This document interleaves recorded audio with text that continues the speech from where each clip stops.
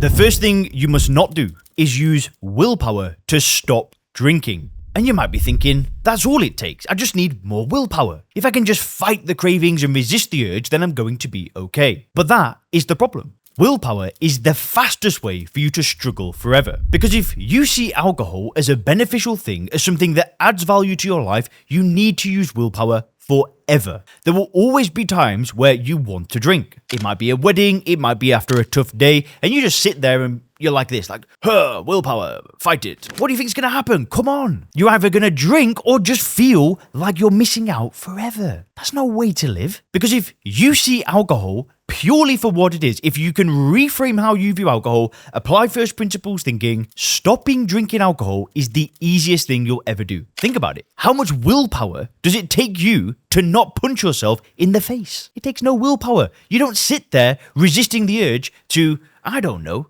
smash your head into a wall. That's how I feel with alcohol. It requires no willpower, the same way it requires no willpower for me to not jump in front of a moving vehicle. It's a logical choice. So don't use willpower. Reframe how you view alcohol. By the way, if we've not met yet, my name is Leon Sylvester. I'm the founder of SoberClear.com. We work with business people and professionals to help them stop drinking. I've not drank now for over 7 years after a decade of struggling, and I've helped tens of thousands of people to stop as well. So these are the 20 things I've personally avoided to stop drinking, but they're also the things I teach my clients.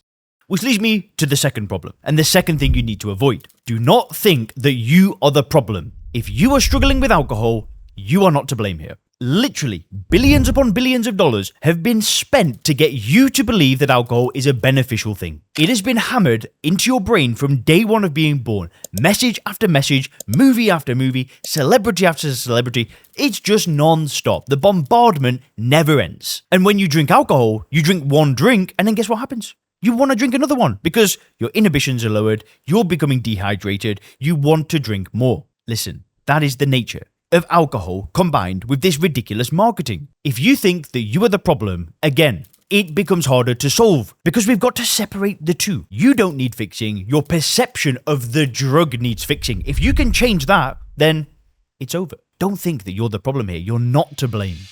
The next point is number 3.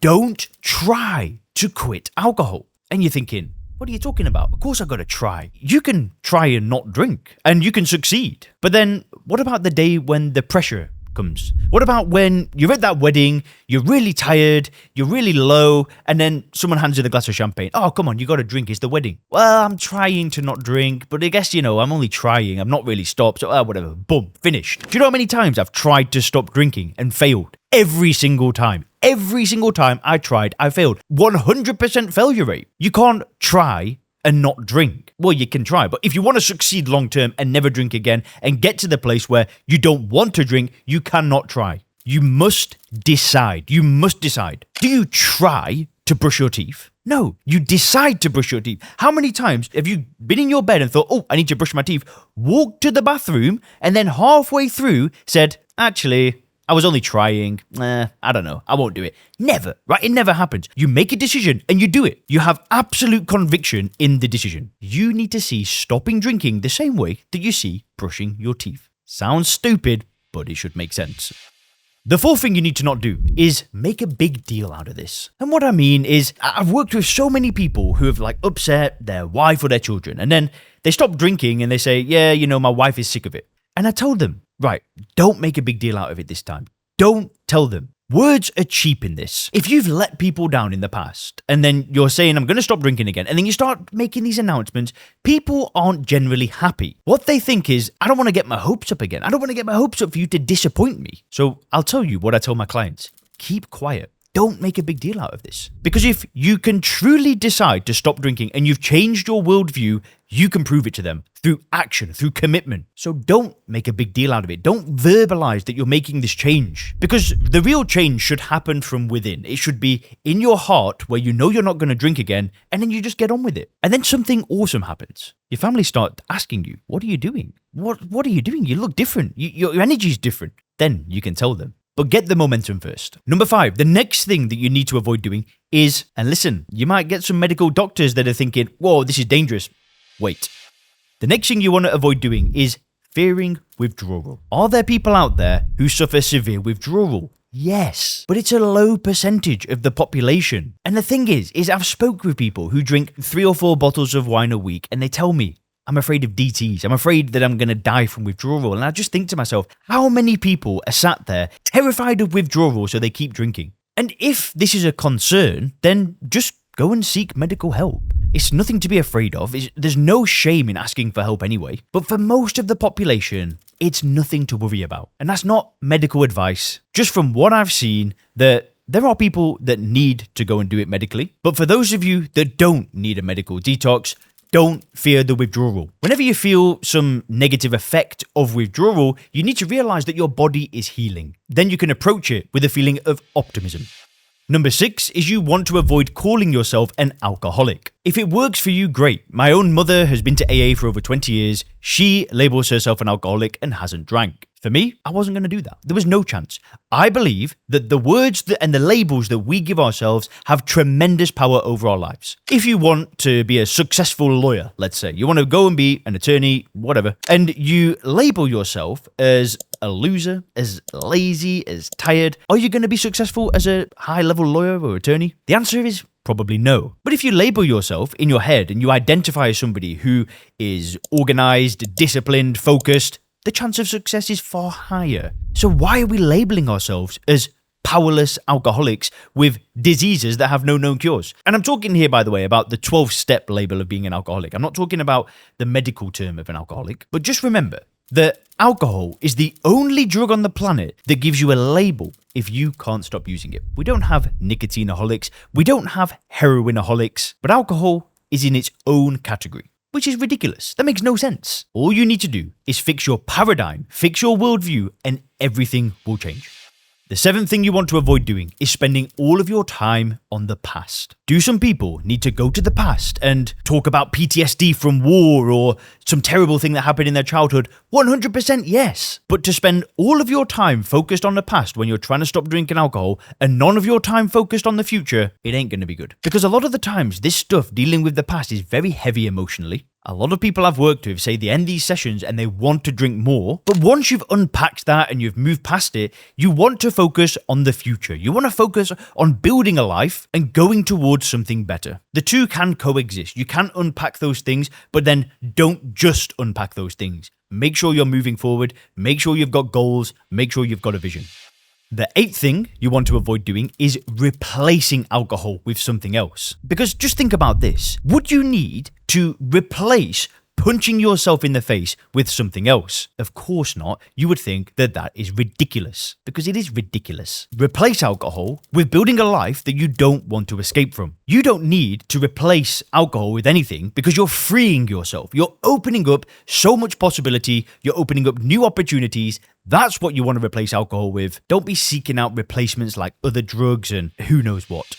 Now, the 9th thing that you want to avoid doing is beating yourself up about where you could be. Now, this is something I did. I remember being in my mid-20s and I met a 16-year-old kid. And the 16-year-old kid was making videos. He was, doing online stuff. He was having online businesses. And I was watching this guy at 16 years of age be where I wanted to be when I was in my 20s. And I was embarrassed. I was thinking to myself, oh man, like I'm just drinking and not making progress. And here's somebody that's not drinking, living the life that I want to. And he was 16. But I had 2 options there. I could either keep drinking and feel bitter and beat myself up, or stop drinking, forgive myself. That was a big one, forgiving myself, and then just getting better. See, we don't want to get bitter. We want to get better. So don't beat yourself up. Just focus on the next step. Number 10, the 10th thing you want to avoid doing is changing nothing about your life. Do not be that person that stops drinking alcohol and then just watches TV all day and they become some binge-watching Netflix expert. My gosh, don't do that. Because if you change nothing, you'll start to think, well, what was the point of stopping drinking in the first place? Can you imagine that? Can you imagine actually having the courage, having the motivation to get rid of alcohol, change nothing, and then think that drinking was okay? Nah. You don't know what you're capable of unless you actually make changes, unless you start changing behaviors and moving towards something better.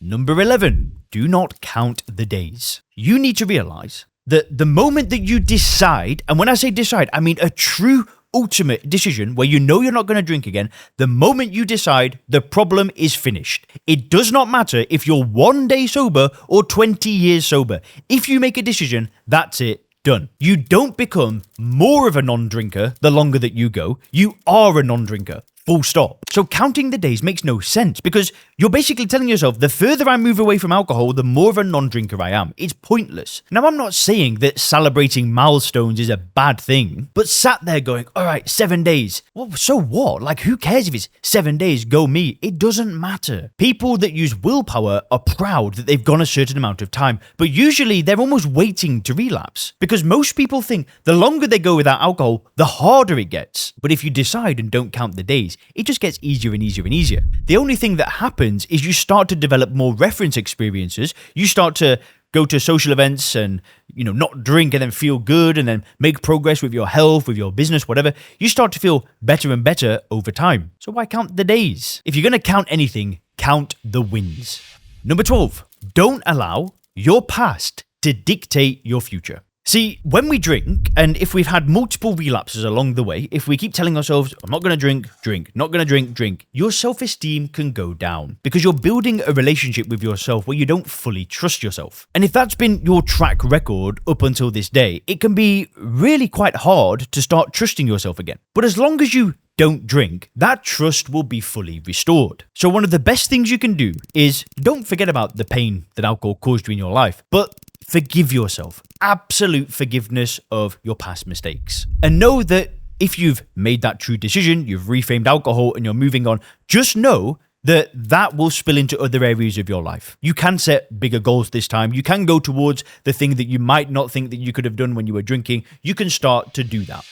The 13th thing you need to avoid doing is trying to escape bad days. See, as drinkers, we can often have bad days and then immediately go to a drink, immediately go and try and escape that feeling. But when you stop drinking alcohol, you're going to have to learn to sit with bad days. There are days where bad things will happen, where you don't feel great, you have 3 or 4 terrible nights of sleep in a row, and you've just got to be ready for this. You've got to be okay with not operating at 300% all the time. And when I say 300%, I mean 3 times better than what it was when you were drinking. But that's not going to be there every single day. And I've got these AA phrases in my head from when I was growing up because my mum has been for 20 years. So obviously when I'm growing up, she's giving me these little sayings. And some of them are stuck in my head because some of them are pretty good. And one of them is, this too shall pass. And actually, this is something I learned during the 10-day meditation course. It's the law of impermanence. Good things will come and go, bad things will come and go. So just be prepared for bad days.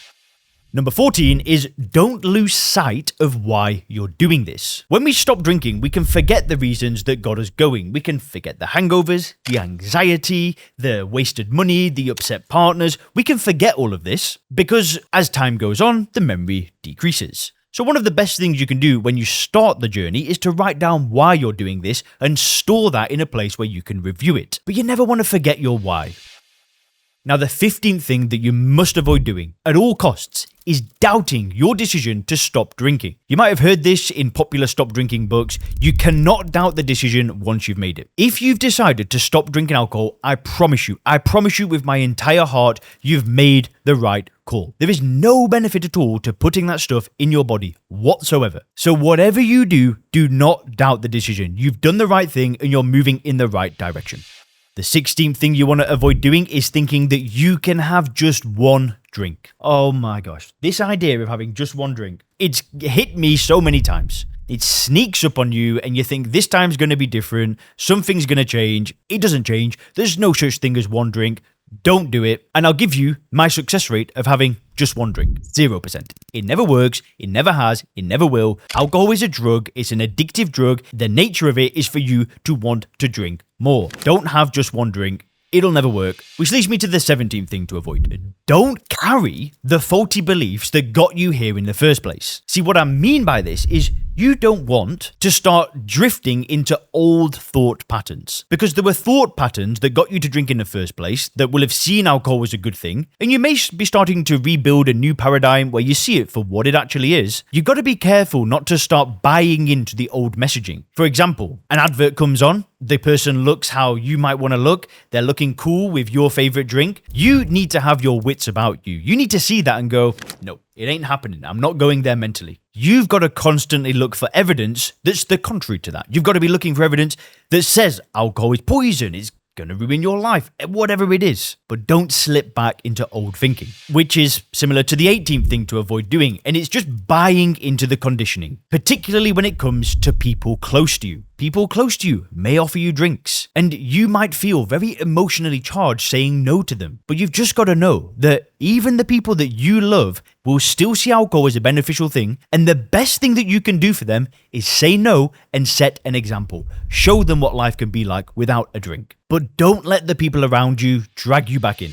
So number 19 is to not get skin in the game. What you don't want to do is just, sit here like this and go, all right, I'm not drinking. What's better is you start investing in yourself. Now, for some of you, that might mean joining the Sober Club program, hiring a different coach. But there are other ways to do this. You can invest in yourself with a fitness regime, a personal trainer, an exercise program, a nicer gym membership. For others, it might be more personal development stuff where they're getting executive coaching or productivity coaching and they're spending money on this. But if you can continually invest in yourself, then the cost of drinking becomes so great. I've spent over $100,000 on my own education, on my own coaches. So if I drink alcohol, I'm throwing that all away. In fact, it's part of the reason why my Sober Club program is successful, because people need to make a financial commitment. So the pain of drinking is much higher. And if you want to see if that's a good match, you can click the link in the description, you can fill in an application and then schedule a call. On that call, we can see if the Sober Club program could be a good match for you. The call is free, so it's literally an exploratory call. And after you've booked the call, I will send you so much information about the method and how it works. I've not got time to get into it today. So just go and fill in the application, book the call, and then I'll start sending you stuff.